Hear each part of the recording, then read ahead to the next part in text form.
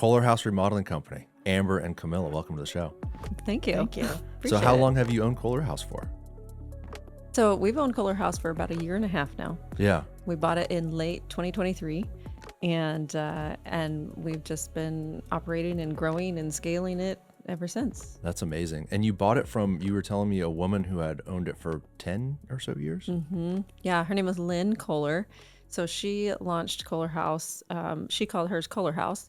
And she launched it she got her GC license and started just doing projects for people, hired on a couple of people, and then grew it to $1 million revenue business.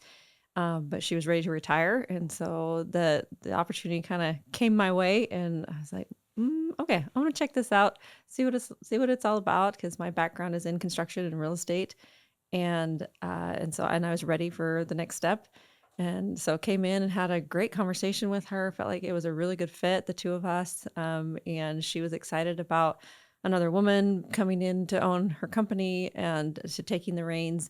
And then also I have a young daughter who's 19, who's an aspiring general contractor. And Lynn was very excited about that. And so she's been actually a really great mentor for my daughter too. Still a good mentor for her.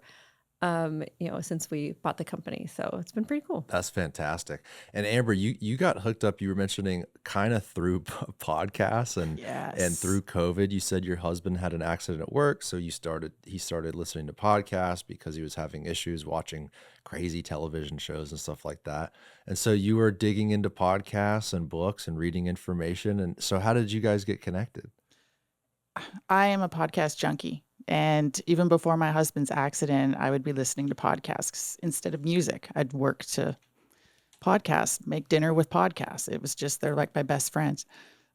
So through a podcast that he'd referred me to, it was a great podcast. And through the guests, I just would go through all of the different episodes and just randomly listen to some. Mm-hmm. Well, through the one guest, he had a multifamily expert on the show. And then from there, I went to that gentleman's podcast, and he had this woman, Mandy McAllister, on his show. And she did the invite, hey, if you want to reach out to chat with me, here's my information. I was like, okay.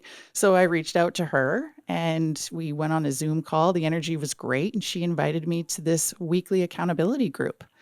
And Camilla was there. And that's so crazy. Wow. Every Friday, a group of us would come in and check in and we'd hold ourselves accountable. Plus we'd hold other people accountable with our real estate goals. Mm-hmm. And, it was through that relationship, seeing her every week, seeing the power moves that she was making and her investment strategy, her risk tolerance. I mean, over the years, it was a friendship developed because only a group of us would show up on a regular basis, even though a lot of people were invited to come. Mm-hmm.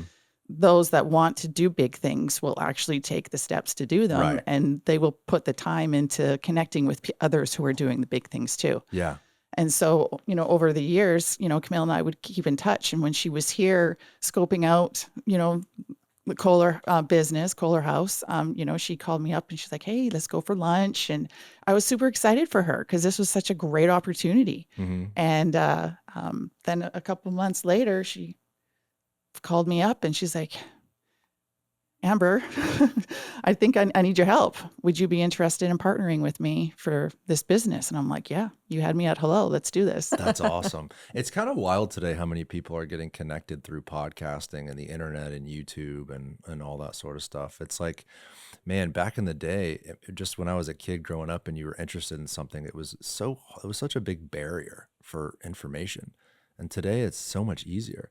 Like your daughter wanting to get into construction, mm-hmm. Obviously it's nice that her mom owns a construction company now, but even so, right? Like, man, the access she has to meet people through podcasting and learn from different books and YouTube videos, it's freaking awesome. Well, and even Instagram, she started following a woman who was a drywaller.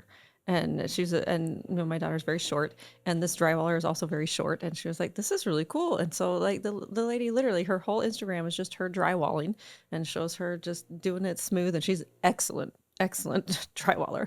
And so my daughter started following her. She started following another young woman who was flipping houses, And so she's learning a lot there and just really inspired her to go into construction. Because let's be honest, when she was in high school and people started asking those questions when you're junior, senior in high school, hey, where are you going to college? That's Yeah. the normal question they ask. And she would say, well, I'm not. I'm going into construction. And nobody reacted very positively to that. So she would come home and she said to me once, Mom, I'm starting to realize people don't like it when I tell them I'm not going to college. And then my mama bear got all mad. And I'm like, this is not okay People because as in it's so her bad. peers or like administration at Mostly the school? administration in the school or other Yeah. teachers or, any adult who was asking her. It was mostly adults. It seems like, well, that would probably make sense though, because it's a better reflection on the school if they can get more of their students to go to college. Then it's like, oh, 90% of our students graduate this high school and go to college. It's like a better metric for them. I feel like I was kind of not forced, but the incentive structure was there to go to they college. definitely push you that direction, Yeah. right? Because it's higher education they need students to make their money too, and to Yeah. go through that. But yeah, so she's chosen a different path, and I'm in full support. There's no need for her to go to a college. Even a lot of people tried to get her to go get a construction management degree. And she's just like, I don't want to be behind a computer. She loves using her hands. She loves the power tools. Do you that's what have she to does. go to college to be a general contractor in Florida? No, you don't. I didn't know that. There is a class though. You do have to go through a course and take a course and Right. pass a But you test. don't have to have a 4-year degree. No. So what is the requirements in Florida? You have to go through this class, take a test. Yep, you have to go through a class, take a test. There's a series of tests. There's actually, it's pretty rigorous in Florida. Other states it's not as rigorous. I feel Yeah. like Florida really takes it to the next level. But yeah, there's definitely a course. You have to go through several tests to pass. One of them is a financial management test that you have to pass to be able to run your business. And then of course, like code books and stuff, you have to buy like 12 giant binder books, and then it's all an open book test, but you have to know where to go to find the code to be able to do the calculation for Right. how much rebar you're going to need in a certain square footage area. So it's a time test, meaning if you don't study, even though it's open book, you're not going to have the time to look through and Correct. sift all through it. Yeah. Wow. Yeah. Wonder why Florida's so, stingy when it comes to the test. Probably because the building codes and the hurricanes and all could that be, sort of stuff. yeah, because they have had a lot of challenges with Yeah. hurricanes. Yeah. I've met a couple people, some of them internationally, and a couple people from the Northeast that have been in construction for 30 or 40 years. And then they come here to try to get their license. And it's like, oh, Jesus, like It's there's hard. kind of a big barrier, really. It is a big There is. barrier. So you just have to, I'm assuming, be 18 and have a high school education or a Yeah. GED. Yeah. Yeah. But you also, the other thing is there's an experience requirement too. It's So not extensive. only Is it? it's very extensive. Now, a degree could count for some of those years of experience. So Got if it. you did have a degree, it could be a quicker path. But they do require a certain amount of years, and it can't just be any experience. There's very specific requirements of you have to do some kind of new build. So from the ground up, like you have to be involved in every little aspect in order to get your GC license. Wow. Yeah. Yeah, Yes. but it makes sense. I mean, you want everyone to abide by our building codes. In Georgia, my aunt and uncle have a lake house, and they were doing a little extension of their dock, and they found out that there's no like permitting in the county. Like you don't have to have a build permit. It's just some sort of a soft Well, inspection or something like Permitting that. is a whole other thing because Right. every city or county has their own requirements. That's not so standard. strange. It's strange that there's a kind of a general standard for the state, but then each municipality has its own department, including within like a county, right? Like Hillsborough County, but then there's also the city of Tampa, Temple Terrace, Plant City, and each one of those municipalities has their Yeah. own They do. building department. And as our remodeling company, we have to go through the process of getting registered with every single one individually too. So we're having some challenges with one of the cities right now where they're like, well, you haven't registered with us. We're like, okay, we're trying to get registered. And then that adds weeks to the permitting process. It's already long in and of itself. So yeah, it's been a challenge. And then with the hurricanes too, that we just had a cease and desist letter sent to us last week, sent to the homeowner. The homeowner had pulled their own permit. They'd gone through the process to do permitting on their own Yeah. and got approved. city approved it. And so we started working. Sent our electrician in. Electrician raised up all the outlets like they needed to for code so they wouldn't get flooded again. We sent in our demo team. We're halfway in the project, and city suddenly rescinded all permits and sent a cease and desist letter to the client. And so we're kind of like, what happens now? So, I mean, the client obviously is going to have to fight it or do something. The city definitely has a lot of control. Is this in Tampa? This is Gulfport. Gulfport. Geez, yeah, they got hammered. They did. They're in, they have kind of an interesting topography where like the beach area, I think it's an old casino down there, right? In their little downtown, super cute little city.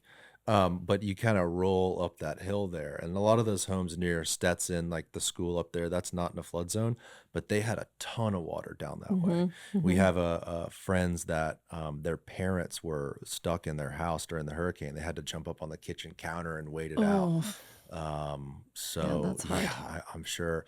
And I did want to talk to you about this. I know you guys have been super busy, obviously, the last few months with remodeling these homes that have been destroyed. David, can you pull up, there's a Tampa Bay Times article that recently came out in the last few weeks, and it talks about these letters. Now, the letters are not coming from the state or the FEMA or the federal government, right? The local municipalities have to do their own work in identifying these properties, and then they are the ones sending out these letters, correct? Correct. So what we know of the process is that right after the hurricanes and all the flooding happened, they had workers from the city, from each city that went around to the hardest hit areas. They literally knocked on doors, asked to see the properties, and homeowners, of course, can say yes or no to that. And so they would come in and view it. Then they went back and they did a bunch of work, and they said, okay, this neighborhood right here has been flooded how many times, right? So they're looking at historical data. How many times has this neighborhood been flooded? And does it make sense to finally tell this neighborhood, sorry, Right. you can't just fix your house anymore because it's just going to keep getting flooded every single hurricane. So it's a really hard thing. Like, I can see both sides. I can Sure. see that, like, it's costing the government, the FEMA, a lot of money, which is causing insurance rates to just go sky high in Yep. Florida because these homes get flooded over and over again, constantly have claims. But it just pulls on your heartstrings because some of those people have lived there for their whole lives. We have an 86-year-old woman who's lived there her whole life, and now she's getting that substantial damage letter is what it is, telling her, sorry, you cannot fix your house. You only have two options. One, raise the house, which that's a whole process and very expensive. Or number two, wipe it, build clean. Or three, sell and leave. And most people are forced into option 3, right? I mean, Yes. to lift a home, you're probably talking about a few $100,000 Of course. plus the remodeling, and then you're kind of left with an old home that's built up, and then an architect's going to have to figure out how to make that look Yeah. halfway decent. This sounds like a nightmare all the way around. Like, I don't want to even try to lift a home. Well, and then to your point too, these people, maybe they've enjoyed decades of living in a home. They probably don't have a mortgage. Maybe they don't have insurance because they feel like they don't need it. They're older, they're on a limited income, and boom, they get hit with a letter. Hey, you're not allowed to fix your home up. Yep. So how did you navigate that when you got the letter from the city? Well, this is hot data. We're navigating it right now. So we have the homeowners have been issued the letters. So there wasn't a neighborhood that they got issued the letters, and then the city kind of rescinded it. And now there's another one they're getting the letters now, which, well, what month is it now? April? When did these hurricanes hit? Right, Like, October. it's a long Yeah. time. It's been a really long time. And so that's been really challenging too for us as a company, is just, the hurricanes hit and we went into, we completely pivoted. We're like, because typically we do, most of our projects are high-end homes, $100,000 contracts. And as a company, we had an internal discussion. We're like, no, we need to help. We need to help whomever we can in these situations. And so we made a pivot. We sent so many people out on estimates and, giving quotes and stuff. We worked quickly to get quotes out to clients. And now we just barely started putting back together the first home. Ooh, This last it's, month. a lot of people are thinking about this and talking about this, but this is like the biggest thing that's going to affect our area in the next few decades. How do we deal with all these homes? David, pull up the images real quick. I wanted to show a map. There's a map. There's a couple different areas in Tampa, Davis Islands, low area, stuff like that. They've identified the parcels that have received these letters, and it's staggering. It's like, Yeah. I think the number was, you're gonna hit a paywall on the Tampa Bay Times. Maybe we should subscribe to that just so we can hop in. We'll do that later. Just go to images. Let me see if they have the map. Substantial damage map. Maybe type in, David, because you look at the map and you go, okay, this is like every other house on these streets. It is. And even more than that. Mm-hmm. And I'm just curious, like, if you don't allow those people to remodel, and like you said, they have to either build new or lift up, most of them are going to have to sell because most people can't afford that. I think there's so many connotations about some of these low-lying areas, especially Davis Islands, especially a lot of South Tampa, which is very low around the coast.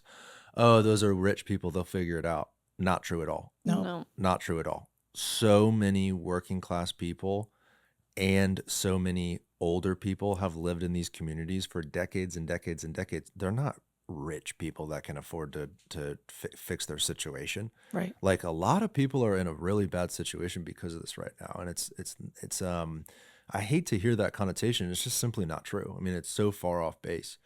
Yeah, I was actually pleased to hear that the city of Tampa had created a disaster relief assistance program, but they didn't announce it really very well. It was only operating for like 2 weeks.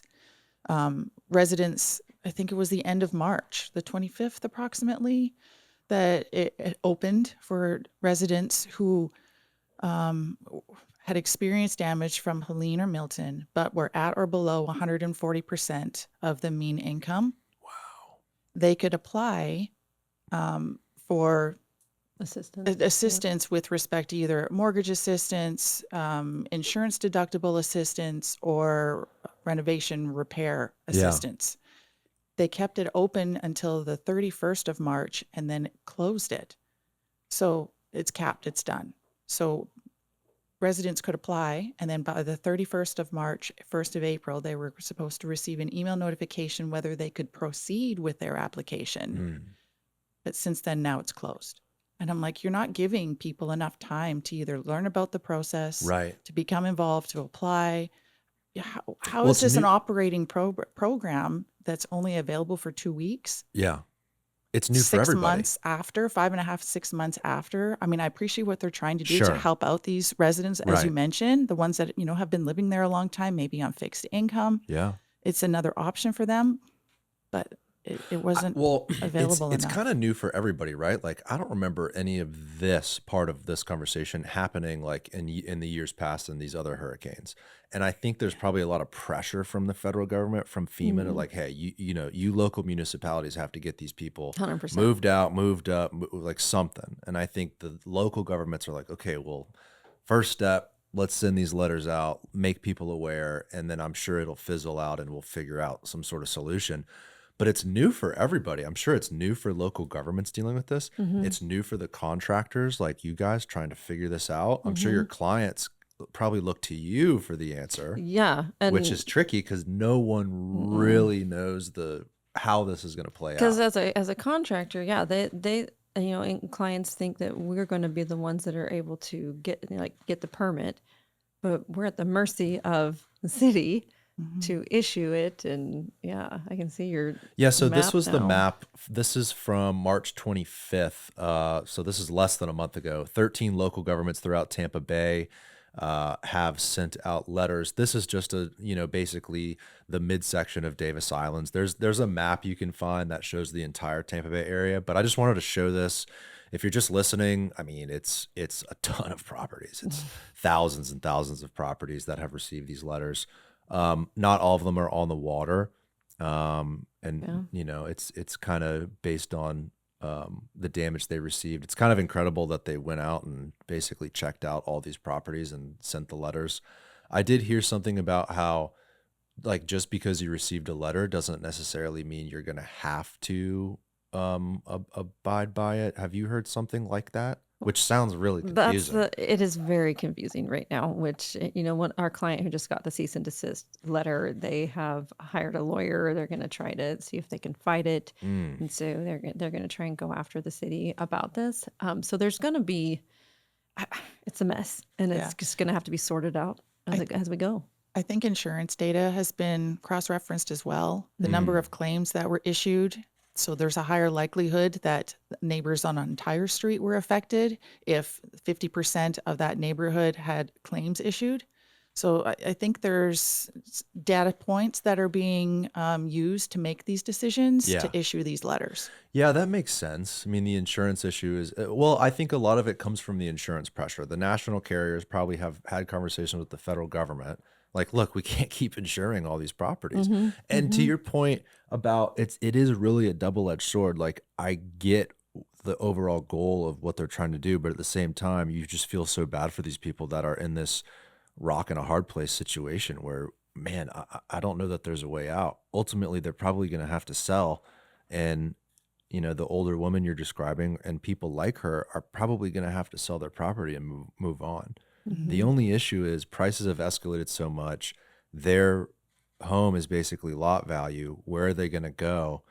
And then, oh, by the way, hurricane season starts June 1st, which is in like 6 weeks or so, right? Yeah. A couple months. So it's like, Jesus Christ, this is just something to track. This is a conversation we'll be having here for probably a few years as it all plays out. But at the end of the day, we live in an incredibly beautiful place, and these storms come with living here. And, just as like California's figured out how to build in these fault line zones, we'll figure it out too. A lot of, and you guys can speak to this, a lot of our building codes are fantastic. These new construction homes for hurricanes. I mean, the window technology, these impact windows, the way they've lifted these homes up, a lot of the new construction fared very, very well. Like, I think it's proven that the high standard of building codes in Florida works. Yep. Yeah, Agreed. it does. 100%. Yeah, I mean, and if the goal is to get more of these lower, 1970s built homes built back up or built new, yeah, that is a solution. It's just, how do you get from A to B? Yeah. Right. It's interesting. I watched a film with the Gasparilla Film Festival, and it was called Built to Last. And it was filmed, some of it was filmed here in Tampa by a local director. And, the onus is on the homeowner for sure. We have to really demand as homeowners that if we're buying a new build, we can't just accept the standard code. We want to ensure that, hey, this is our house. Let's find builders that are going above the code. That should be the new standard. It's not just what the minimum requirements. No, we do better than that. We have all of these as standard features, the storm windows and the higher elevation, and depending on what's been done to the lot to make it more not safe but resilient or resistant to the flooding. It is absolutely on the homeowner. 100%. That film mentioned, it really addressed the whole issue with the insurance. What the large print giveth, the small print taketh away. Yeah. And it's a lot of people have experienced that within the last 6 months of like, we think that we're covered, and then we find out afterwards that we're not covered. Yeah. And so what do we do to help ourselves? Well, now it's like, okay, we need to start planning ahead and self-insure, put money aside, because you really don't know that this mandated insurance policy that you need to have because of the mortgage and being in a flood zone is going to cover you in the event of a bad storm. Yeah. And even if you're not in a flood zone, like we had a ton of areas around the county. So I know Sarasota County, Hillsborough County for sure had issues and they're not in flood zones. Areas of the city of Tampa, Forest Hills, areas of North Tampa flooded. They're not in a flood zone. Parkland Estates, that area kind of flooded a little bit. They're not in a flood zone. A lot of these people didn't have insurance. Right. Because they feel like they didn't need it. Right. Because the brokers have been told for at least the decade I've been working by the National Association of Realtors, the Florida Realtors, the local attorneys, right? The lenders, like everyone has kind of said and established, oh, X flood zone, you're good. You don't need insurance. And so a lot of homeowners just felt like, okay, we don't need it. Yeah. it's such a cheap policy though. I mean, for a couple $100, I don't know about anymore, but for a couple $100, you used to be able to get a pretty good flood policy if you were in an X flood zone. Yeah. And so I think that'll change too. I think more buyers will now start to have higher insurance levels, Hmm. which over time, when you have all of that demand and all that insurance gets soaked up, that should hopefully level out over the years. Yeah. We'll see what happens. And I did see too, Amber, you brought this up. Can you look up the city of Tampa's program? I think they just had an additional funding source. The one, yeah, the one you were talking about was at the onset of the storms, the aftermath, like in October, but there was a new program, I think, for down payment assistance, or Yeah. is that what you were talking? That's what you're referring to? I was referring to Yeah. that one. I saw it at the end of March. It's called the Disaster Relief Assistance Program through the city of Tampa. Yeah, I think what I'm talking about is they had money for like generators and stormwater systems in the beginning, something like Okay. that. But this, I think all the local governments are doing everything they can to Yeah. try to do what they Yeah, can I before mean, June. honestly, Yeah. like I know that there's a lot of emotion surrounding this whole topic, and while I can understand the emotion for homeowners, we do have to. Yeah, the city government is trying, right? Yeah. They have a lot on their plate too to try to Mhm. figure this out because it's a perpetual problem, and so if they don't do something now, it's just going to continue to cause more and more problems. Yeah, So, and to their credit, the trash still needs to get picked up. The cops still need to hmm be patrolling the streets. Fires need to be put out, right? Like yeah, this isn't the only plate that they have. Up to $20,000 available to hurricane-stricken households in the city of Tampa. And that was less than a month ago. hmm So, they're doing what they can with the resources they have. Yeah. hmm Let's just pray for a better storm season this year, right? I mean, right. I think the last thing we need is another big hit.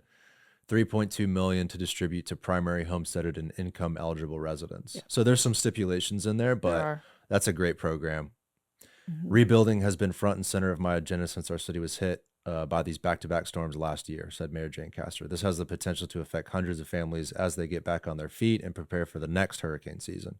Yeah, they're doing what they can, Mhm. right?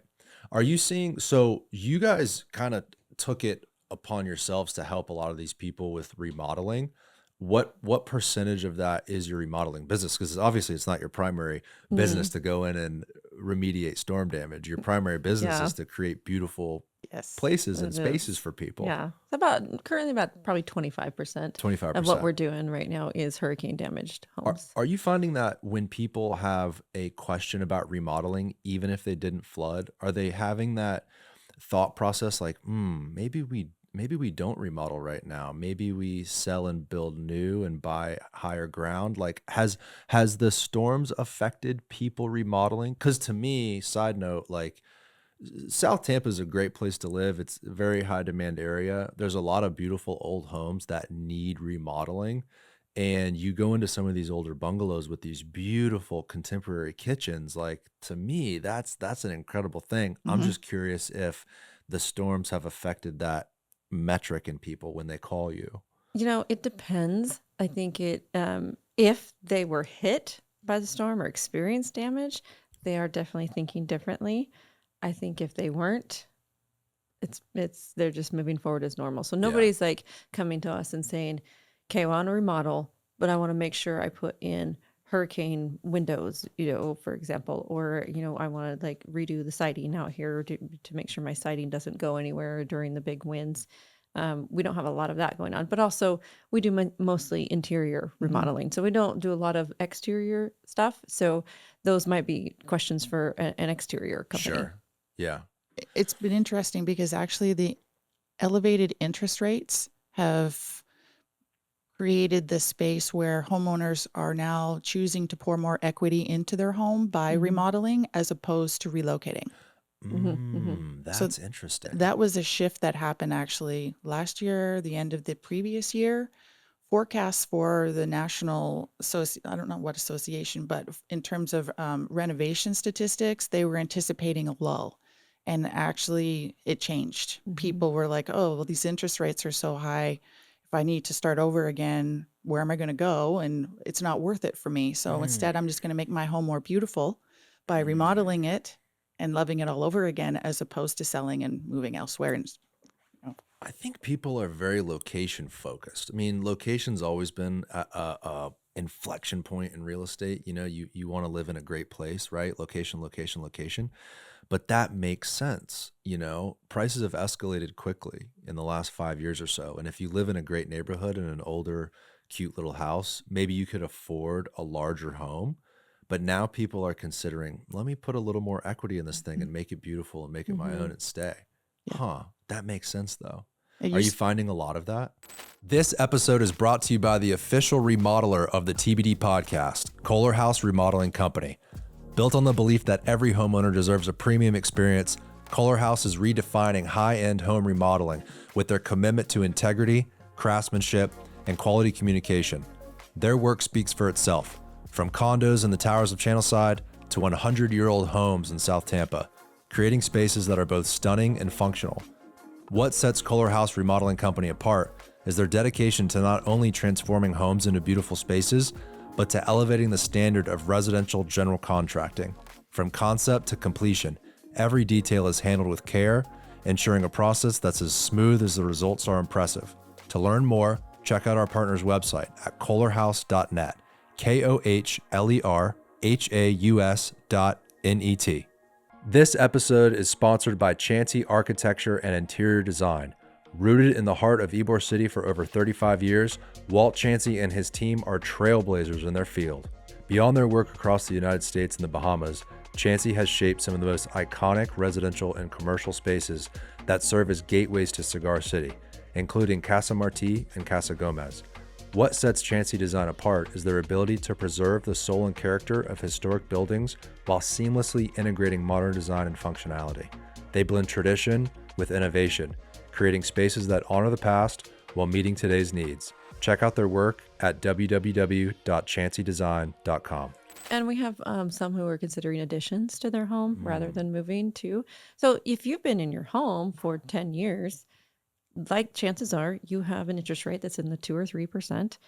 It'd be a shame to move into a home that is at like 6-7% interest, because now your payments double, and right, like it's going to be a more financially burdensome situation.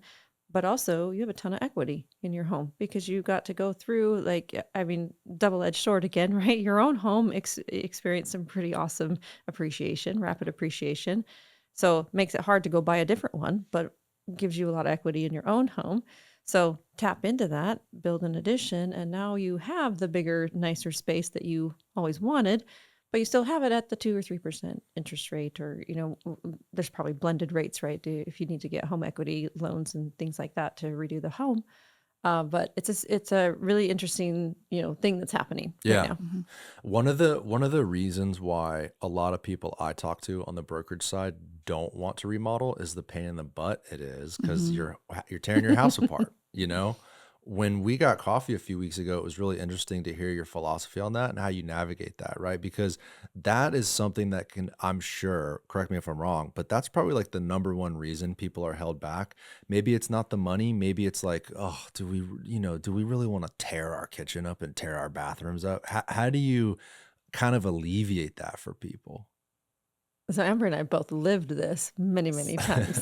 So Yes. we both lived in construction zones. So my history is when my husband and I were young, got married, we bought our first home, bought a fixer-upper, and then we proceeded to do the real estate strategy where you buy a new house every 2 years, move into it, Mhm. live there for 2 years, then you move out, rent for 3, and then you can sell at year 5 with no capital gains tax. And so that was the strategy that we used. So every 2 years, we bought a junker home. We'd live in it over the course of 2 years. We'd fix it up ourselves. And then at the end of 2 years, it was really nice and new. And then we moved to another junker. Right? So It's a great always strategy, always though. in a construction zone. I also have 5. And that's a national program too. Like if Yeah. people are listening that don't understand, it's a great way to build wealth kind of early on. If you're mid-age with a few children, it's kind of a harder thing Yeah, to it try got to do. trickier as we got older Sure. and more kids came along. But We it's still did it though. $250,000 tax exemption if you're single, $500,000 if you're married, and you have to live there 2 out of the last 5 years, meaning technically you could live there for 2 years, remodel it, move out, rent it for 3 years, within 3 years, and sell it and still be able to capture that program. It's really sweet. I've used it Right. myself. Y'all have both used it. We did a little bit of a different strategy where we would purchase a house that needed to be remodeled. We'd stay in it, live in it while remodeling it, and then we turn it into a rental. Yeah. So we don't like to offload our real estate. We hold on to that, and we just continue to add to our portfolio. Mhm. So our home in South Tampa was another one. It was a project, and I get really excited when I come into a space and I'm like, yeah, this is great potential. Other people are scared of it. Yeah. I don't want turnkey. I want to be able to add the equity myself, hold on to it, and then we would just level up where our rentals ended up being luxury rentals. So we buy a house, we fix it up, we live in it, enjoy it a little bit, and then turn it into a rental and pull out equity and buy Would you another one. keep it past the 5 years though? We've kept them all. Yeah. Mm. Yeah. The only All thing except is, I one. guess you can't go back and get that exclusion. But if you don't plan on selling, that's not really the metric you're looking at. Right. You're looking at that long-term Long-term. portfolio building. Because I'm getting we're getting the appreciation as the house continues to age. And the financing, the right? Like, financing. isn't the financing easier too when you do it that way because it's a Mhm. primary residence versus like an investment strategy? Mhm. Right. So Yeah.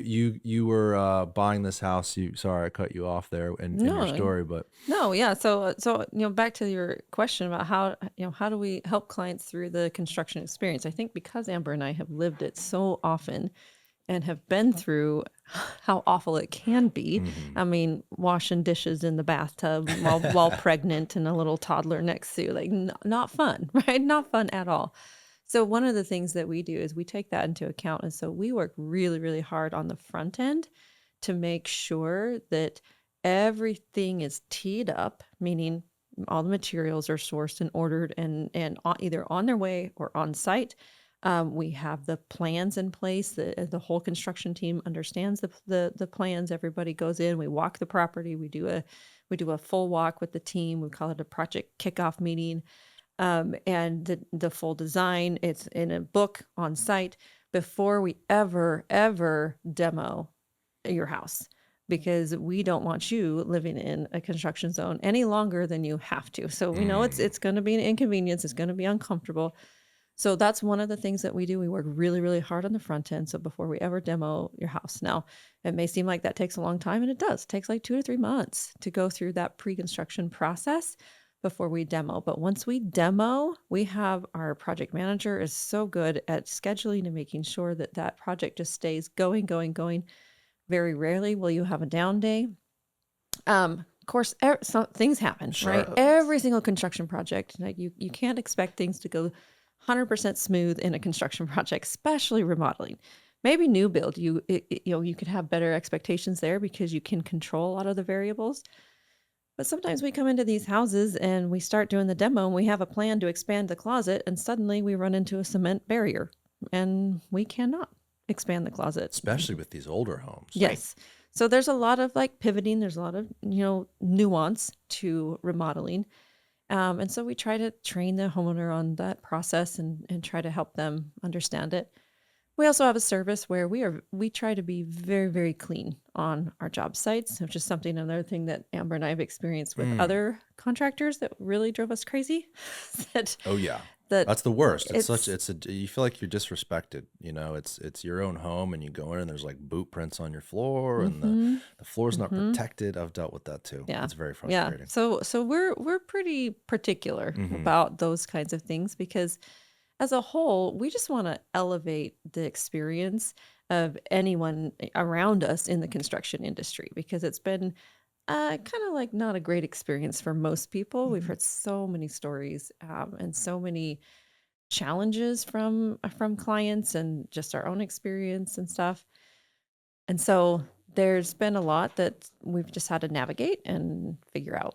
I think that's incredible. You guys do that because I've been frustrated so many times, and I probably my fault. I've tried to do it the cheap way where I'll hire out my own subs and run my own job. Oh. I've also hired contractors before, general contractors, to try to take the whole thing on. But yeah, that's the most frustrating thing. If it's an investment property and there's no one living there, it kind of doesn't matter, of course. Mhm. But man, when you're dealing with someone's home, that is a personal thing, and if that line is crossed, even if the project is beautiful, that's kind of a hard thing to get past with that Yeah. client. So you said you spend 2 or 3 months before demolition to coordinate the Mhm. logistics essentially of the project, and you're getting materials ready on site instead of like, well, let's demo and get the space cleared out, and then we'll hopefully the materials get there in a few weeks. No. Mm-mm. You're actually doing this kind of massive planning phase beforehand. Yeah. Do you find that there's a particular client you like to work with? Meaning, some people have harder expectations, right? Someone's like, no, we want to get it done as fast as possible. And I'm sure when they hear, well, wait a second, you're going to do 2 to 3 months of planning. That doesn't sound fast at all. Yeah. Yeah. Well, so, when Emma and I took over the company, we had these internal discussions about what are our company values going to be and what kind of, what can we provide to clients?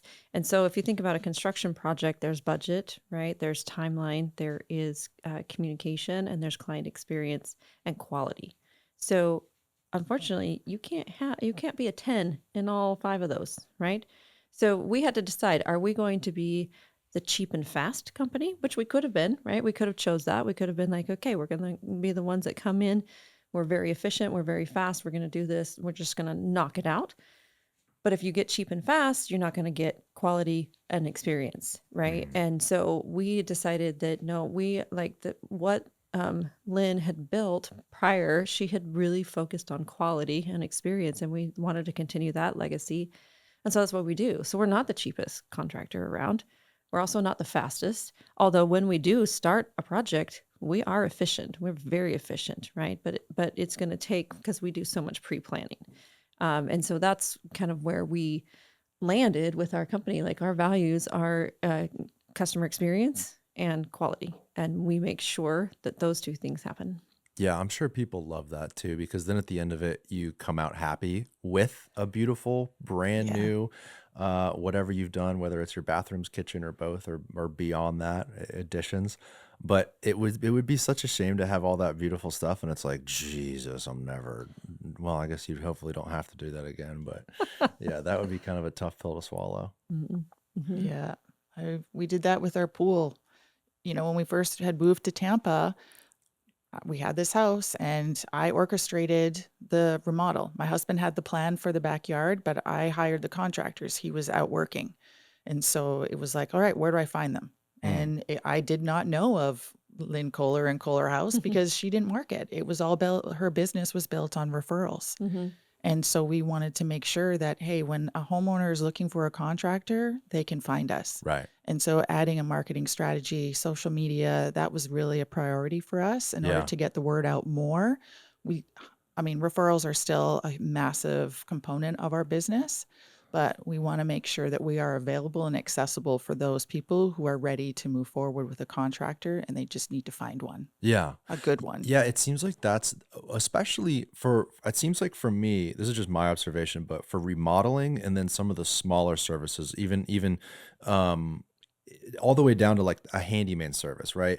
It seems like it's really, really hard to find good organizations or good contractors for those. For like the large home builders, you get the big, beautiful new home. It's so obvious with the big builder sign in the front. Those seems like easier to find, but those tricky scenarios, whether it's a handyman or a remodeler, those are more tough to find. So the previous owner of KohlerHaus had built her company just strictly on referrals, basically, and her reputation of doing a good job. Yep, exactly. Shows you how powerful that is. And she was in business how long again? 10 years. 10 years, yeah. And now you guys have taken over and marketing and advertising and growing and referrals. And We are. Yeah. it's amazing. We've got big goals, big 5-year goals. And when after the acquisition, we hired a coach, a construction consultant, and she had done the same thing that we want to do. She had a construction business and grew it to She 10x'd it. 10x'd it. And so we're like, okay, we need to meet with the best so that we can be the best. And we completely deconstructed the business in its current state and then rebuilt it to what we wanted for it. So it created this vision and this plan for us to implement in order to get it to where we want it to be. Another woman in construction. Yes. Yeah, I'm kind of just by chance and luck through my real estate career, I've almost only interacted with women. It's kind of funny. Like, my mom and my grandmother were in real estate, residential sales. I joined up with my mom 10 years ago, and our broker at the time, Michael Saunders, people would be like, "Oh, I know Michael. He's great." No, Michael's a woman. Michael Saunders is a woman. She's incredible what Oh, she's built. really? Yeah, top broker in Sarasota. She's the top luxury broker in that area, and the company she's built is incredible. Some of the even the contractors we would deal with on some jobs were women. I just got a good experience with that. But it seems like to me when people think of construction, they don't think of women. Hmm. And it seems like that's shifting. A lot of Yeah. the executives at some of these larger buildings are women here. Obviously, you guys, my broker, there's some power badass commercial real estate chicks here in town too. Do you guys see a shift too since you've started? Since how long have you been in the industry? 6 years? No, Well, so I've been in real estate, in one way, shape, or form for 20 years. for 20 years. Are you seeing an increase in women getting into the Yes, industry? I mean, absolutely. even like you said, your daughter, right? She Hmm. says to her classmates in the administration at her school, I want to get in construction. Hmm. And everyone looks at her like she has three eyes. Yeah, Are yeah. you seeing that shift though in your 20 years of your career? Yeah, definitely. Right. So I had an experience once where, I was interested in learning how to buy apartment buildings rather than because I'd done a lot of residential investing and I wanted to start investing in apartments. So I attended a conference that was all about investing in apartments. I walk into that conference, there's 1,000 people in there, 20 were women, Wow. 20. Yeah. And we had like our little women's breakfast the next morning. There's 20 of us. It was pretty intimidating. It was pretty intimidating. But now there's whole conferences that are just real estate investing for women. And, I was blessed to speak on those stages and it's been pretty cool to see a lot more women coming into the industry. And then now also like in acquiring construction-based businesses. And so I just met a woman yesterday who acquired a plumbing company here in Tampa, and she's been running that for 2 years and just doing fantastic. And so it's pretty cool the opportunities that are absolutely coming for women in the industry. Still, though, 9% of construction companies are owned by women. 9%. Hmm. Wow. It's very, very low. Owned by women. So that's not women in the industry, meaning No, that's like like Amber and I, actual owners owners. of the company. Yeah. So we're still a very vast minority, and then of those, only about 4% of the women-owned construction companies make more than 500,000 in revenue a Mm. year. So, and KohlerHaus is doing more than that, and so we're very in the minority, but it's one of the things Amber and I have kind of been heads down, just really building KohlerHaus and working on that. Kind of our next step, and this is one of those steps, is to get on more podcasts, just start speaking about it, and then Yeah. trying to inspire other women to get into these types of industries because they can do really well. There's a lot, there's a lot of stuff that we bring to the table that in partnership with our male counterparts, and it works really beautifully to have both women and men in the construction industry. Because if you think about a typical remodel, you go in and you meet with in a husband and wife, right? And who cares more about that remodel than the other one? Typically the woman, right? Typically Mm-hmm. the woman is a lot more invested in the experience and what it looks like, and of course the man is there as well. But we work with a lot of women in, clients too. And who better to navigate that experience and explain that situation than another woman, right? Like we talked about this when we met for coffee, where it's like when someone comes into their home and wants to accomplish a project, typically that contractor is focused on the job itself. It seems like you guys look at this as more of a journey kind of Hmm. through, working with this family, right? Like Hmm. organizing the materials, making sure your whole team understands that process. That's so important. And that has to come from your perspective as a wife and as a mother, Hmm. right? I mean, it's like, yeah, I think, I don't know, the men that I've worked with have not thought that way at all when I've had conversations with them. Like my mother, when my mother would do a detail clean of our kitchen when I was a little boy, like she wouldn't even let me use the kitchen. I'm like, what the hell's a kitchen for? I can't even make an egg sandwich in our own kitchen. No, I just cleaned it, right? But it's like, that's an extreme example. But stemming from that is really at the base level, like that respect of the home, Hmm. right? Of the space, the livability of the home. When you guys come into your client's property, that's the first thing you're thinking of. I mean, from what you're telling me, it sounds like that's really at the pinnacle of your conversation is Oh, like, 100%. it's not necessarily about, well, what fixtures and finishes and colors and type of cabinetry. Obviously, all of that comes, but it's almost more of like this holistic approach of the project itself. Like, how can we get from A to B? How do we accomplish your goal in the least stressful way possible? Mm-hmm. Because that stuff can drive you crazy when you're trying to live somewhere for 3 months and the whole place is torn apart and these guys are coming in and out with their dirty boots and just disrespecting the property. Mm-hmm. Like, you guys have this honestly opposite approach to home remodeling that I haven't seen before. It's kind of refreshing. And that's got to be attributed to your perspective, right? Being a Yeah. woman and understanding that at a deep level. Mm-hmm. Yeah. And I mean, I have experience. I mean, unfortunately, I've hired contractors that I've had to fire. Yeah. You know, you hire a contractor and then they have subs where this person's kind of sketchy. I don't want you in my house. Mhm. I want to make sure that my daughters are playing in the backyard or going in the pool. You know, all of these experiences have contributed to how we can make this the best client experience for our clients. Yeah. And you know, like a lot of times our team impresses upon these homeowners, oh, we love them so much. We want to Yeah. invite them for dinner. We want them to Yeah. come to our house. Like, this is a family. We create this relationship now. This is not just a business relationship. This Well, is it's a a heavy long-term- lift and it's almost an impossible task, right? Where it's like, what's the most dramatic thing you could do to your own lifestyle? Tear apart your own home. Yes. Right? That's the craziest thing you could do. But if someone wants to do it and take the project on, working with someone that can kind of piece that whole thing together and respect that process makes it a hell of a lot easier. Mm, Yeah. for sure. It's totally worth it though.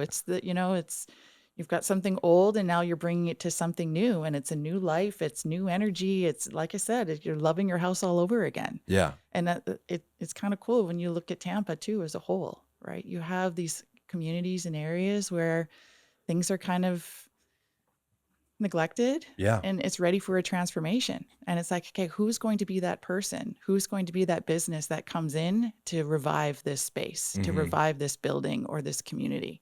Who's it going to be? And I'm so grateful and honored that we have this partnership that we get to do this. Yeah. It's so much fun to bring this joy to people, to carry them through, or to partner with them to have this vision come to life. 100%. And being a part of this overall growth and development of our whole region must be super exciting too. Yeah. You know, you drive anywhere in our region and you see the cranes and the new buildings and the streetscapes. There's like always a project going on somewhere. And to have a little piece of that is probably really cool, you know, and we can all look back in 5 or 10 years at the work we've done and think, gosh, you know, we were part of this, this cool thing. Yeah. I wanted to talk to you guys about subcontractors, because you mentioned like the sketchy guy or whatever, and you know that happens, right?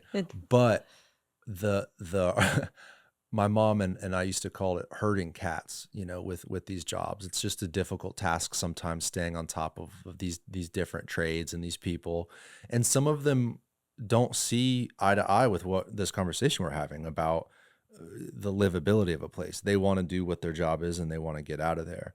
And I've dealt with electricians that have their clippings and all their stuff on the floor. They don't clean it up. Those are usually investment projects where it kind of doesn't matter, and I'll clean it up myself. And I'm like, oh, dude, you know, I'm annoyed by it. But when you're in someone's home, it's different. So are you guys on site every day? I mean, how do you keep track of these individual trades so they don't piss off your clients? Yeah, it's tricky, right? And for us, it's just consistent training and setting expectations with our subcontractors. So, and saying something. If we walk into a client home and you're talking about, like, you know, there's electrician clippings all over the ground from when he was there yesterday, it's a phone call immediately. Project manager calls the electrician, sends pictures, says this can't happen, because often it's, you know, I'll have, before we ever hire a sub, I will have a direct conversation with the owner of that company, that sub company, electrician, plumber, drywall, whatever it is. And I tell them about our high standards. I said, we have super high standards, like excessively high standards for cleanliness on the job site. And, you know, he'll assure me, no problem, no problem, no problem. But then that doesn't trickle down to the guys he hires that are actually on the job site, right? So those are the types of things that just takes consistent training and we just never let it go. We never we never like, oh, stupid contractor. Okay, we'll just sweep it up. Mm. We're not doing that, right? So it's at least, well, we will clean it up immediately because we're not going to like wait around for them to come back, but we will call them out on it and just say, listen, this is not, you're not hitting our standard. And we've fired contractors because of their cleanliness. Wow. Because they, like we had a drywaller once who, while they were drywalling, they, you have to just like scrape your knife off and stuff. He scraped it off on the client's refrigerator, brand new refrigerator, and we're like, what? And she has it on film because clients have cameras in their houses now, right? And we're like, why would you even think that's an appropriate place to wipe your All of knife? it comes back to you guys, right? It does, and your yeah. brand and your organization. Yeah. They're not going to be like, screw that drywaller guy. They're going to be looking at you. Yeah. Everything comes back on us, and then that's fine. We're willing to take responsibility. We do take responsibility for our subs, and then sometimes we have to fire them because they're not up to our standards. So it's been interesting because we did have to recycle through a lot of subs when we first took over, because they would have good quality, but then they didn't have good business processes in the background, right? They the way that they were managing their company was not conducive with the way we were managing our company. Like we're definitely like all trying to be above board on everything that we're doing. And so, it's just those conversations, just maintaining those high standards, reminding them as they come in, and then having direct conversations with the owners. Here's another funny story. I got an email. I had to send out an email to a subcontractor that said, "Dear subcontractor, it came to my attention that you brought your dog into the client's home. As a reminder, pets and children are not allowed on site." Oh, gee. Was it like a little chihuahua, a teacup poodle? Was it a big, nasty? And he was like, "Well, sorry, my dog had a vet appointment, so I had to take him with me. Well, because I was stopping at the job site because he had just like a repair or something to do. He's only going to be at the job site for an hour." And he's like, "And I didn't want to leave him in the hot car." I'm like, "Okay, I agree. Don't leave him in the hot car. But you cannot take your dog inside a client's home." And the sad thing was the client had just barely had a new baby. It was the nanny that was there that called the homeowners like, "There's a dog in our house."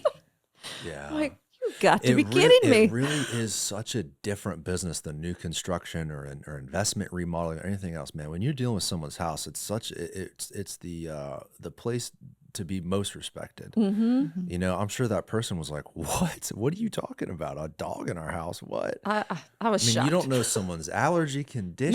No. There's so many reasons to not do that. Yeah. But then you have to find, right, as the business owner, the line between, hey, did this person make a correctable mistake, or has there been a history here? Mm-hmm. Sounds like you've had to hire, fire, and kind of everything's fallen into place with the group you have now. You feel like you're dialed in with these people. Yeah, we definitely feel pretty dialed in. We're always looking for great new subs. So if anyone listening to this podcast is a good sub, like call us up. Like we would love to connect with you. Who do you need, and more broadly, like who do you see in the industry? What do we need more of? Electrician contractors, drywallers. Drywallers has been a challenge for us. Well, and probably because of the hurricanes in the area, right? All the drywall's soaked up, that supply. There's so much drywall that needs to happen, and good drywallers. Because drywall, like if anybody's tried it, I've done my own drywall and trying to like mud and tape. It is so difficult. It is a highly, highly skilled thing that you just need a ton of experience in it to get there. And so definitely need more drywallers, and and that's a whole other conversation about like how do we get more young people into trades too, because it's very clear data that tradesmen are aging and they're soon going to be out and retiring, and we don't have enough coming in. So my son is 18, he's a senior in high school, and he is an electrician apprentice right now. He had to do a project for a school that like, if you were to start your own college, what college would you start? And so he's like, well, whatever, I'll start an electrician college. And so then we looked up a ton of data about the amount of electricians that are needed and the growth of that specific trade. is the highest of any other trade that is going to be needed in the next 10 years. Wow. So they're going to need to, it's increasing at a rapid pace, and not enough people are getting into it. And so what's going to happen is homeowners are going to bear the brunt of this, because the cost for an electrician is going to go sky high, because it's a simple supply and demand issue. The demand is really high, supply is low of electricians, therefore pricing goes through the roof. And we're already seeing electrical pricing going up and up and up. Really? Because there's just a lot of electrical things that have to happen. And again, with the hurricanes, like some of these houses are having $20,000-$30,000 electrical bills only. Ooh. Because they have to replace everything and move everything up, etc. And it's a lot of work. I would imagine the best way to get young people aware and hopefully involved in these trades is show them how much money is in it. Mm-hmm. Actually, I think a first step would be to go into the schools. Yeah. My daughters are in the Hillsborough County schools. And like we spoke about earlier on, when the career counselors come in to talk to the juniors and seniors, and actually the sophomores too, they're not mentioning the trades. They're not mentioning entrepreneurship. They're talking about the typical route of going to college. Still. And so we would love to be able to come into some classrooms into the county. I've reached out to Hillsborough County to see how can we assist with just sharing the knowledge and opening up the opportunities for more students to pursue these trades. Some of them are doing them on the weekend anyways. Yeah. Right. And just to show them like, hey, there's a great potential for you to run your own business in the trades or in whatever area. That right there was a light bulb for me. The superintendent is coming on of Hillsborough County Schools, along with a student from Robinson High School, who's this like superstar kid. This kid is incredible. He's a senior. I think he's 17 or turning 18. I was just so impressed talking to this kid on the phone, and it gave me a lot of hope for the future generations. He's going to the University of Florida. I'm like, dude, what's your GPA? He's like 7.4. It's I'm like, wild. what? These kids are crazy. Yeah, the IB. But you're giving me the light bulb, because I'm going to ask him about that. Not everyone can get a 7.4. Right. And I think traditionally, growing up, I remember the trade jobs were seen as this dirty job kind of thing, but it's really not like that at all. And the money that's in it. And then you talk about the marrying of the trade job with the actual entrepreneurship and the business of it, starting your own electrical company, building that up, hiring more people. Then the conversation about private equity buying some of these local, these guys are becoming deca millionaires by doing trades. Like there's big money in it. And what better state in the growth we're having in our region to be in a position to grow a company like that. Like if you're starting out right now and you're a young guy or a girl and you start an electrical trade organization right now, boy, you're in a great position. And I keep telling my son that. But to your point, like these kids, they're not getting that information. And what's going to happen is they're going to go to school, they're going to spend a ton of money, they're going to get out, they're going to get some, a job doing XYZ. And by the time, the ship has sailed, so to speak, before they can go back to school and learn those trades, it's going to be a little bit too late. More kids need to know that option. It's such a good question. Like, why isn't that a class or to have you go to the schools and talk about it? I think it's fantastic. People need to think differently about what that is. One of the things we're trying to do in our company is to offer internship types so we can encourage young people to get into the trades and so they can experience what it's like, because it's very different, going to class and my son took an electrical class and spent the first 5 weeks sitting in a classroom learning how to be safe on a ladder. He was not impressed.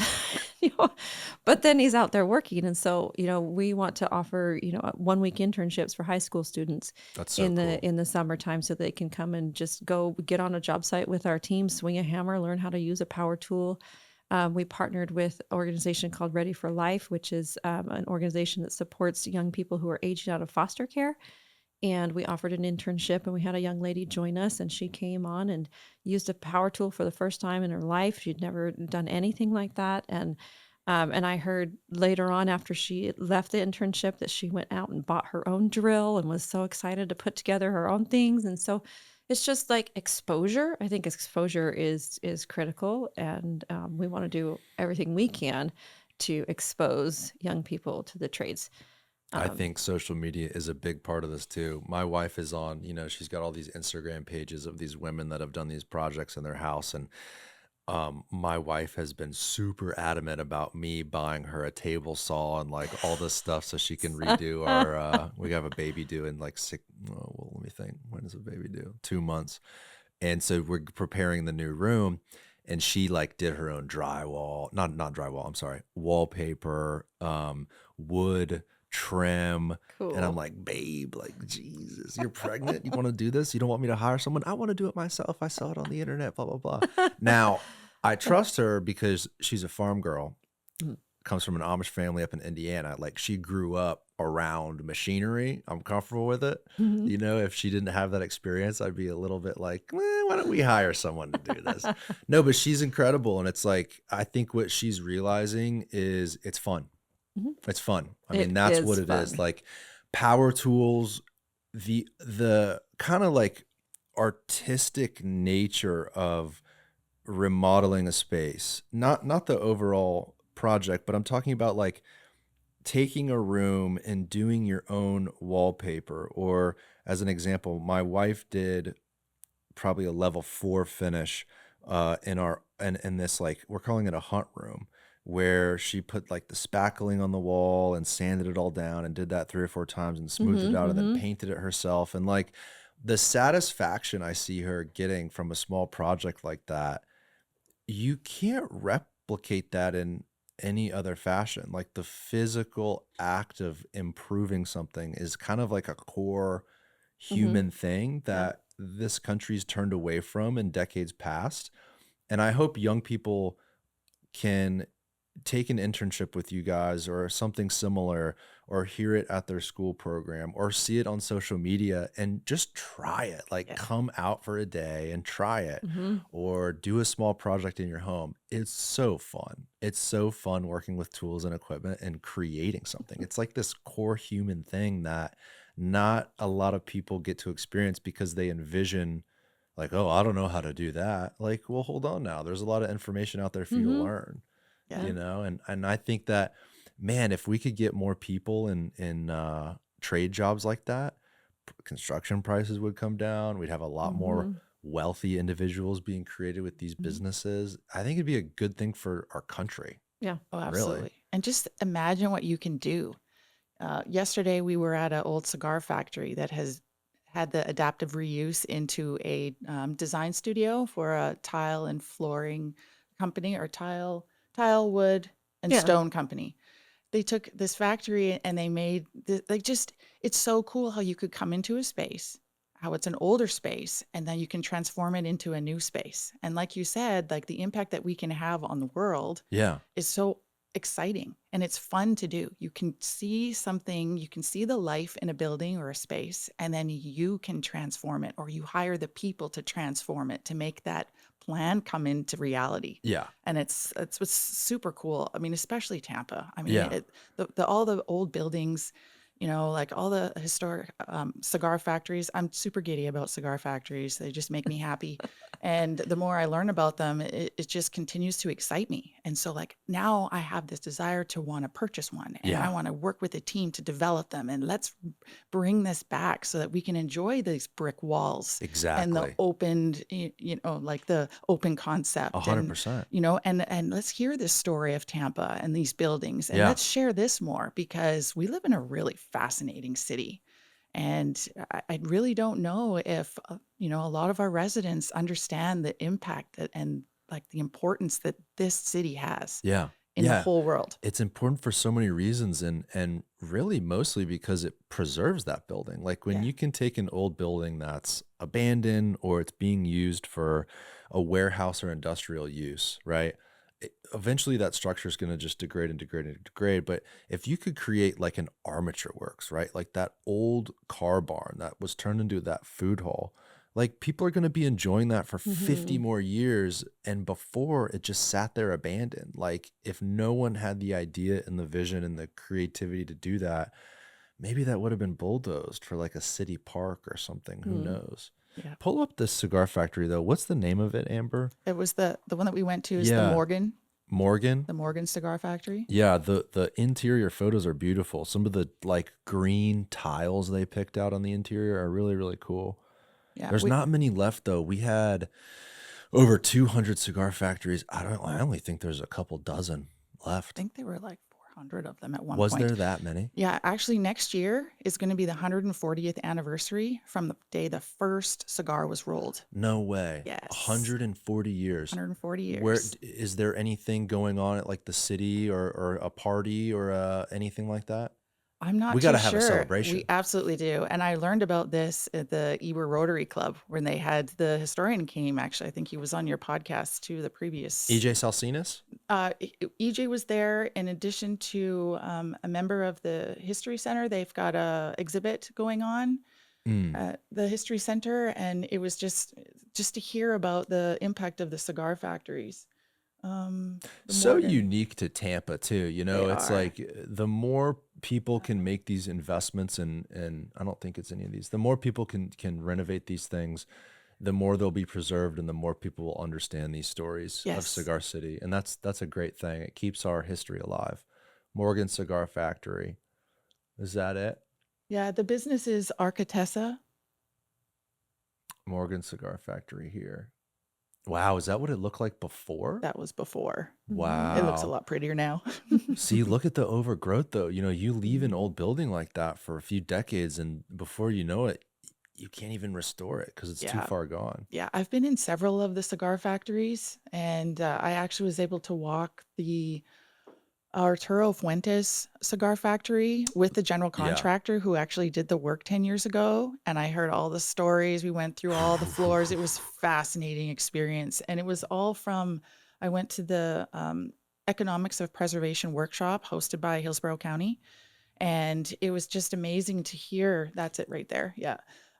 Different developers and owners come in and they shared their stories about how they acquired these old buildings and then turned them into businesses, residents. Omar Garcia was there and he shared what he did with the 220 and the cigar lofts. And so it's just really cool that there's these people that have this vision and this passion, and they're like, you know what, I want to leave a lasting impact. I want to do something really cool in the city, and we're doing it and making it happen. I mean, for Omar to be able to convert that old building into student housing in a matter of less than 2 years and have 100% occupancy, I mean, it's incredible. It is incredible. And think of those kids, right? Those students that come and get to rent those properties. Like, you come to the University of Tampa and you get to stay in a historic cigar factory. Like, you're going to graduate and you're going to stay. You're connected to the community now. You know, I think that's a great thing.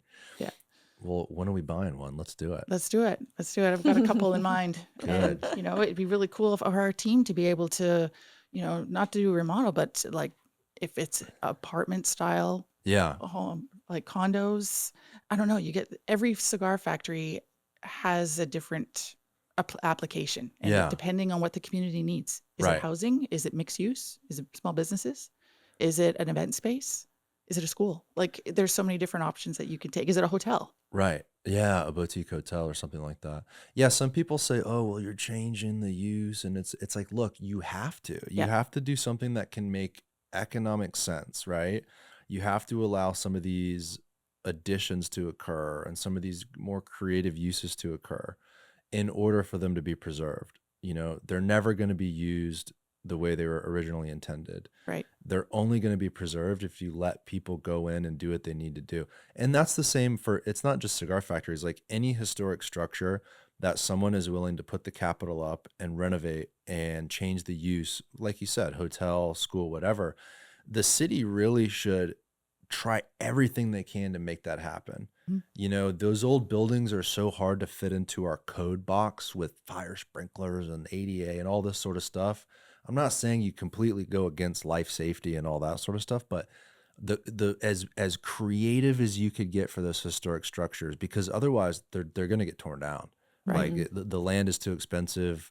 We've already seen it downtown. I mean, we've tore down so many historic structures in this city, and partly because some of them were not protected historically, but that to me is not really the factor. The factor is you got to let people be creative and Mhm. go in there and be creative with their use and how they accomplish that use. I would imagine, ooh, it's probably a heavy lift. I would love to be a part of a project like this, but boy, it's a lot of money and a lot of effort to get these cigar factories and these old historic structures back to normal. You're probably better off building something new. It's probably cheaper to build new, isn't it? Sure it is, but you don't have the same character. And Yeah. really, we have so many experts in the area right now who are doing these things to be able to tap into. Like Mm, when the resources are here, and like we mentioned, with the trades, with people retiring, this expertise is going away, just like these buildings are going away. mm. So we have a responsibility as residents here to take some ownership and be like, yeah, let's do this. Let's salvage these buildings, whatever, if it's a cigar factory or Sure. just something that has old history that's really important to Tampa or Ybor City or whatever it is. Let's figure out a way to bring it back. And Yeah. it kind of aligns with um, our church had the series, and it was from ruins to revival. And every day it was all about, having this purpose to rebuild something.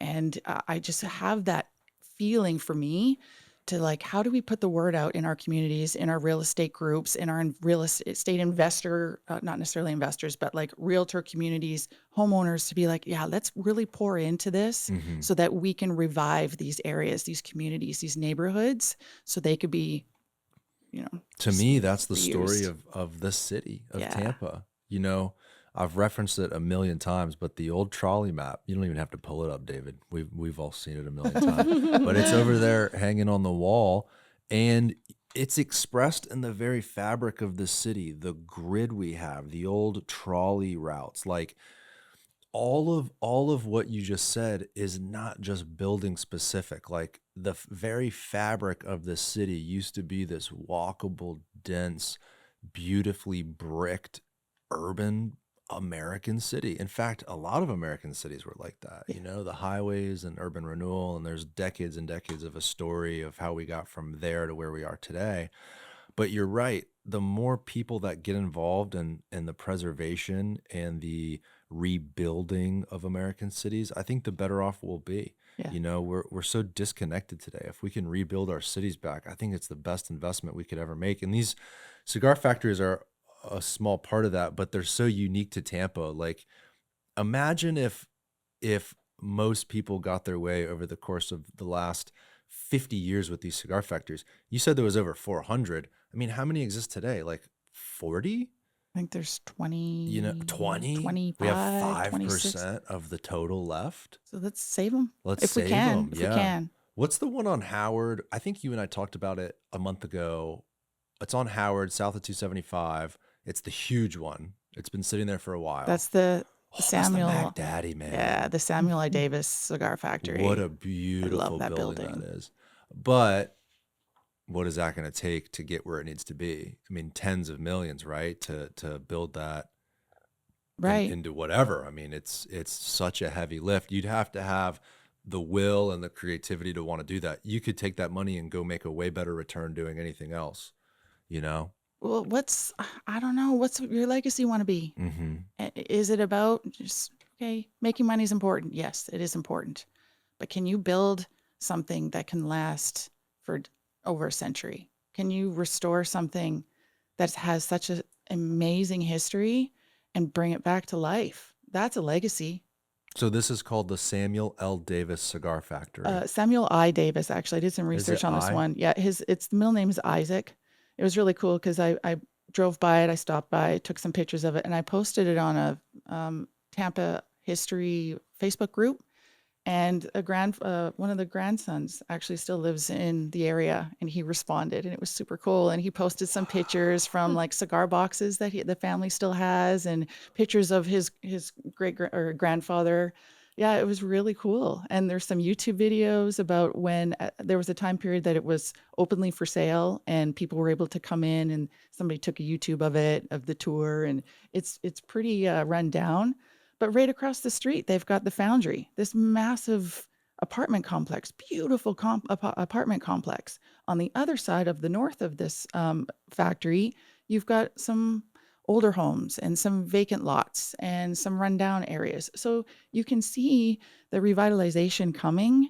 It's just there's pockets throughout our city that are ready. Yeah. They just, first of all, they need the current owners to be willing to either let go or to partner with new people to come in. Right. And then we need to raise some capital. But I don't think that's a hard task to come by if you have this vision and this passion for where you live Yeah. and wanting to revive it. It's too important to ignore. Yeah. Like this,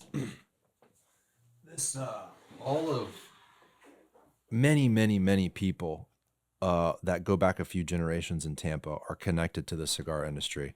This was my great-great-grandmother's cigar rolling and cutting equipment. And I mean, the fact that I have this and I'm able to look at this and reflect on when my ancestors came to this country for an opportunity and worked in those factories, to have this piece to be able to look at is so important to me. And the idea that you could save this and preserve it, and my great-great-grandchildren will be able to drive by this factory and think about, my family and our family and how we worked in these factories. And I think it's an important part of the fabric of all American cities for historic preservation, but for Tampa especially, when it comes to these cigar factories, every cigar factory probably has a story to tell. Yes, Right? many. Like, who is Samuel I. Davis, right? Like that Yeah. guy, you kind of understanding the enterprise at the time of all these different owners and manufacturers coming Yeah. here and building these factories. And then you think about, okay, you said like maybe 28 or something or 30, whatever cigar factories left. There used to be 400. Yeah. What did it look like? Mhm. 400 of these things everywhere. I mean, Yeah. imagine if we had still at least half of those left, what it would look like, or would it look like at the peak when all those things were cranking out? What's the number, David? Was it half a billion cigars a year? It was like over 1 million a day It was- were yeah. rolled at the peak in Tampa. Yeah. It's insane to think about. Whoa. I love hearing the stories by E.J. Celsinas. Yeah. And he goes into the history about West Tampa and Ybor City and the cigar factories. That's how I started with this whole thing about Tampa history. I found him online, again, podcasts, Yeah. right? Like your podcasts or YouTube channels. And it's just so fascinating to see. And I mean, yeah, it'd be really cool to restore this. Well, this and is the other crown buildings. jewel, right? Oh, Like yeah, with, this with one. this tower, and I mean, this thing's just architecturally so significant. It's incredible. It's so pretty. Yeah, and there's buildings all over the place. Like we were down in Ybor City over the weekend. I just love to drive down there. It's super cool. See the old chickens and the roosters, and like they're announcing my arrival. It's really fun. But there's a lot of vacant buildings. They're waiting for new businesses to come in. Yeah. Like Ybor is open for business. West Tampa's open for business. North Hyde Park, they're open for business. Let's go and start utilizing these spaces and pour back into our community. Let's go. All these large projects we've talked about on the show, and most people know and understand because they're so in your face. Water Street Gas Works, the Yeah. Tampa Heights redevelopment, the condominiums on Bayshore. They're so big, they're so grand, they're so beautiful, and they're great. But what's super exciting is when all of those are built and all these new people come here, the investors eventually, outside capital, local groups, all these people are going to come together and they're going to want to put the puzzle pieces in place around these larger developments. And that's what these cigar factories, these historic buildings, Ybor, like you mentioned, that's where all of it gets really exciting. Yeah. Like when the snowball starts to roll down the hill and it starts to grow and grow and grow with these large projects, you're going to start to see some of these smaller areas that have been neglected for 80 years really come to life. First of all, this road, Howard, like they recently repaved it. That road was tore up. This whole area was run down for, since long as I remember, since the 90s. And now, just now, it's having a revitalization. So I'm excited for the future. Like Water Street, yeah, cool. What about in 10 years though, when it's all built out and people move here from all around the country, maybe people with big money that hear these stories about all this history and they go, I want to be a part of that too. Mhm. Maybe I'll buy a little old warehouse and renovate it. That's what's exciting to me is the momentum of this overall growth and development, not the new stuff, but how it all interacts together, all these little old places. Yeah. It's super exciting. Well, hey, if you can get in on this thing, man, that's going to be really, really cool. or something smaller. There's probably only what, 5 opportunities like this. I mean, if that. Oh, yeah, it's I a mean, very, there's this one. I think there's one. there's one The either. white. What was the one the guy painted white Oh, and the whole city freaked oh out? yeah. They made, That's when preservation is kind of necessary. I mean, I that was a understand. little bit of a bonehead move, but but again, back to my point, you got to let people push the envelope in order to make the deal work, Yeah. because it's never going to make financial sense. So if Right. someone's willing to renovate That that, one's St. Leo's right St. there. Leo, That one's for sale. we did a tour there. That Jamal, is that right? Jamal, Yeah. Jamal, Jamil. Jamil, something. The engineer. Yes. He's fantastic. Yes. He's a super cool guy. He bought this and renovated it. The story he has about what went into the foundation and all the things that he had to do to preserve this factory was incredible. So he's got it for sale now. He's selling it. Yeah. Yeah. There's another one half a block on the south. West Tampa. Gosh. People think of Ybor City, but West Tampa had really just as many cigar factories. Yeah, that one right there. That one's been under construction for a while. I don't know what happened. Looks like there's, they've gutted the interior. Yeah. I don't know what's going in there. That was before they started work on it. Look, it'll all happen, right? It just takes time. And it also takes the city working with these people and allowing them to do what they need to do to accomplish what they need to accomplish. Yeah. But you So, can see this neighborhood is just, look at the empty lots. oh yeah, It's just waiting for people to come in I've to always implement the city's plan for it. 100%. West Tampa to me is like the next big thing. I think West Tampa is an incredible opportunity.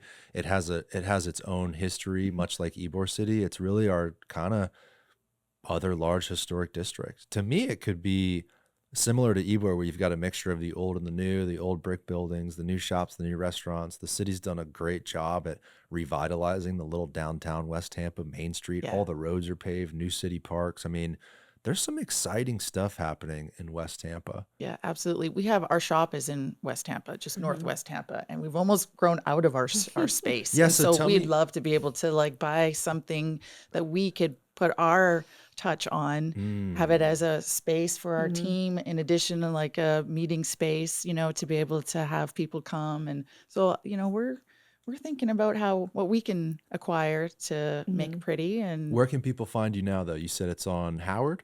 yes, that's just our shop. That's where our team goes just for materials, and we do some painting in there and whatnot. It's in the Howard Flex building. Really, people find us online. Yeah. People find you online. Yeah, let's go to KohlerHaus.net, and we have a free guide on there too, online to, just it's about working with contractors and things you need to know and things you need to prep for and all of that, and so people can grab that online. But yeah, our little shop is just in like an industrial warehouse type area. There's Sure, not, where you have materials. we et just have cetera. our Right. Man, if you could get an old warehouse in West Tampa, some old brick building, wouldn't Right. that be so cool? Be fun. There's a lot of in Ybor City. There's some attorneys, bankers, and different companies that have taken over some of those old buildings, and it's really cool how they've incorporated some modern metalworking, glass and steel and stuff. But then it's like you also have this historic brick building, and you've got workers in there. I would imagine for those workers, it's just a cool thing. Like, it's just a cool thing to be a part of instead of some concrete box downtown Tampa, Right. Yeah, Well, there's so so if- much potential happening here with the city. It's amazing. And like I said, I love being able to do this. I Yeah. love our team. We're really passionate about what we do. We just want to help like transform beautiful homes into additionally beautiful spaces. Yeah. It's a Well, lot of thank you fun. guys for coming on the show today. And thank you too for being so open and honest about your business and how you work and your procedures. And I appreciate you all being here. Yeah, thanks for having us. And Thank so you if very people much. want to get in touch with you, you mentioned you have a website, KohlerHaus.net. House is HAUS. KohlerHaus.net. Yes. And then you also are on Instagram. What's your Instagram? It is KohlerHaus Remodeling. KohlerHaus Remodeling on Instagram. And if people want to get in touch with you, is there a place to contact on the website? Yes. Absolutely. You can fill out a form if you're interested in getting a quote on it, or our phone number is plastered all over the website as well too. So you can Beautiful. give us a call. Hit them Yeah. up, people. All your home remodeling needs. And yeah, that's all for today, folks. Thank you all Awesome. again. I Thank you. appreciate it. Thank you very All much. right. Thanks. Bye, everybody.